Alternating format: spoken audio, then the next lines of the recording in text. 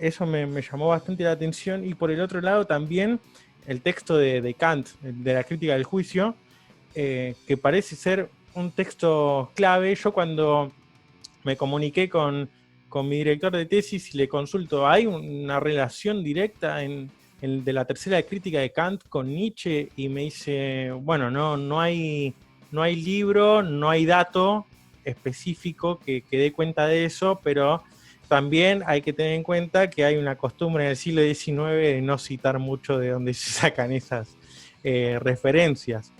Pero sí, la tercera crítica de Kant es como que marca el camino para el idealismo con respecto al arte, para el romanticismo, para la época contemporánea.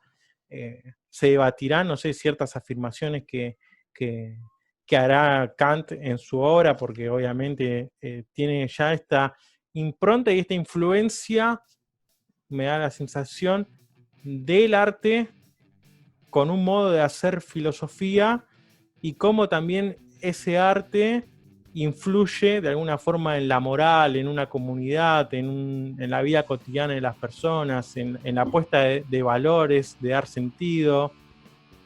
Pensaba, por ejemplo, también en la interpretación que hace Heidegger con respecto al templo griego, y dice, bueno, el templo ahí erigido donde está el dios, de alguna forma en esa altura y en esa obra de arte bella configura la vida diaria de la polis, y que si ese templo se derrumba, esa polis pierde el sentido, pierde ese orden, y todo eso es gracias a la obra de arte que está ahí.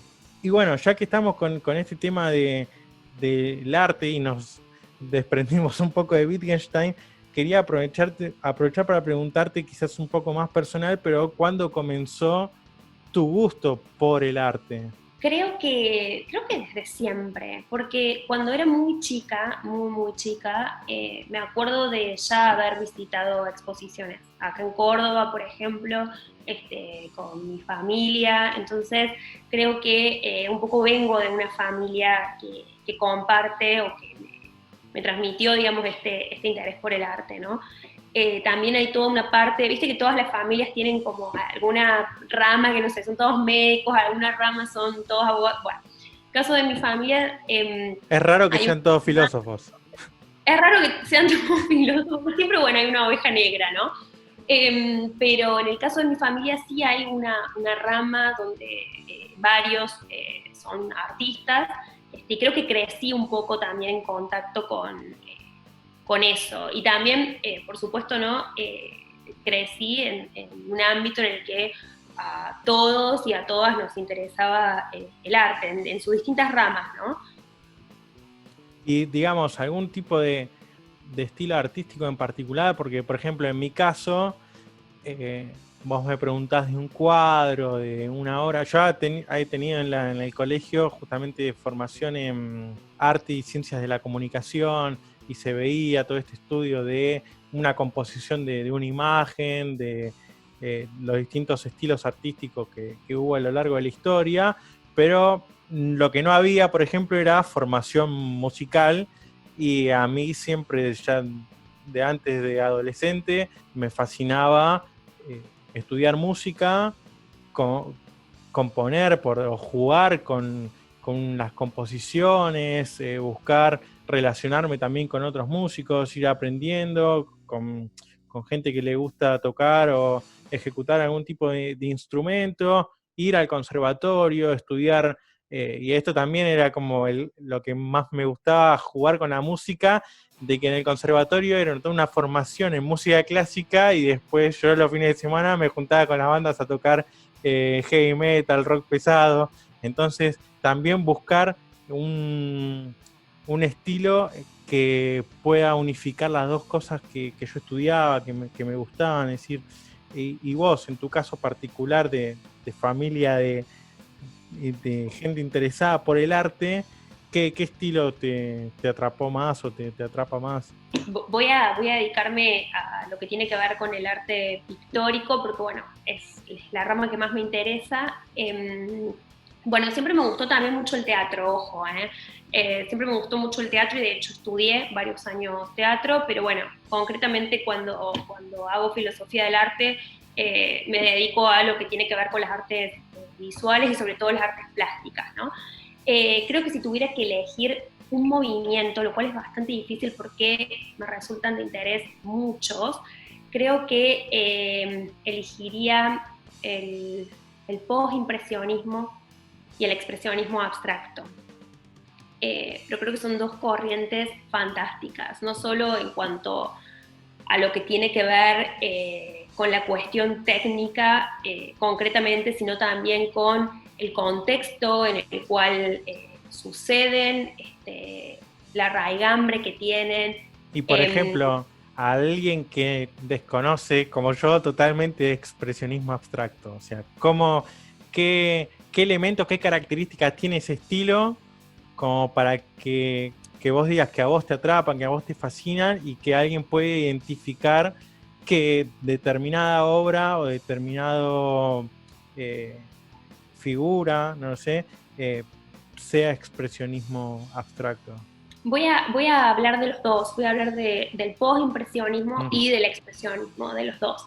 Creo que me parece que lo más interesante de ambos movimientos tiene que ver con su carácter rupturista en relación a los movimientos precedentes, ¿no? Nosotros cuando estudiamos en Historia del Arte, cuando se estudia Historia del Arte, venimos trabajando con una idea muy fuerte de que prima, digamos que esto es la importancia de poder reflejar la realidad tal cual y como la vemos. Yo miro por la ventana y lo que veo lo tengo que reflejar en un lienzo tal cual lo estoy viendo. Una impronta realista muy fuerte y muy arraigada, ¿no?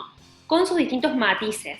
Pero sobre todo, este era el criterio imperante y lo fue durante siglos, ¿no? Esta idea de mímesis, esta idea de imitar a la naturaleza. Entonces, en el caso del postimpresionismo, que va a ser, digamos, la antesala para lo que se conoce como el movimiento de las vanguardias, se produce una primera ruptura respecto a esta idea tan arraigada de mímesis, esto es, a la representación más fidedigna que yo pueda llegar a hacer de la realidad, de la naturaleza, ¿está bien? Entonces, me parece que esta primera ruptura no solo va a habilitar a lo que posteriormente van a ser las vanguardias, lo cual va a ser un sacudón en el mundo del arte, sino que además por primera vez empieza a ponerse en juego lo que tiene que ver con la interioridad del artista, que era algo que durante muchos siglos había quedado quizás relegado de alguna manera a otro plano, ¿no? A un segundo plano.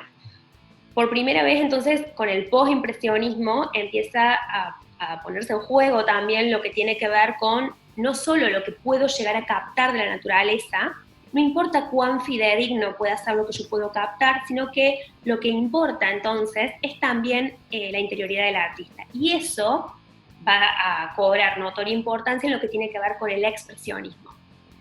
Y después, por supuesto, el expresionismo abstracto va a hacer lo propio, ¿no? Pero digo, este salto fundamental que se produce en este momento concreto de la historia del arte, habilita el surgimiento de las vanguardias y va a abrir la puerta posteriormente a la multiplicidad de manifestaciones artísticas que habilita, digamos, el arte contemporáneo, por ejemplo, ¿no? Pero hubo un primer momento rupturista. Una cosa que me llama mucho la atención cuando estudiamos, por ejemplo, historia del arte o concretamente estética, ¿no? Es esta cuestión de que por siglos la idea de mímesis perduró. Y era una idea inamovible, digamos. Nadie cuestionaba esta idea de mímesis, esta idea de representar de manera fiel la realidad tal cual y como la veo por la ventana. Y sin embargo, en el transcurso de un poco más de un siglo, se produjeron, digamos, un sinfín, una variante de manifestaciones artísticas increíbles, las cuales rondan o giran en torno a una variedad de ideas que exceden a la unicidad o a este primado que tenía la idea de mímesis, ¿no? Entonces, eso, por ejemplo, me parece que es una cuestión de sumo interés a la hora de hablar de filosofía del arte, por ejemplo, ¿no? ¿Qué pasó ahí? ¿Qué hubo ahí que se produjo ese cambio? ¿Está bien? Esa es una pregunta estética que es excelente, digamos, para ir rastreándola, para ir haciendo el seguimiento. Pero bueno, volviendo a la pregunta inicial, creo que esta posibilidad que iniciaron estos movimientos, como concretamente, bueno, primero el del postimpresionismo y posteriormente el del expresionismo y su secuela del expresionismo abstracto, creo que esa ruptura que hacen en relación a la manera de concebir el arte en cuanto tal, y a la manera de concebir qué es arte, ¿no? Porque esa también es la pregunta. Entonces, creo que eso es lo que me parece excelente de ambos movimientos, y eso es lo que me atrae, lo que me resulta de interés para estudiarlos.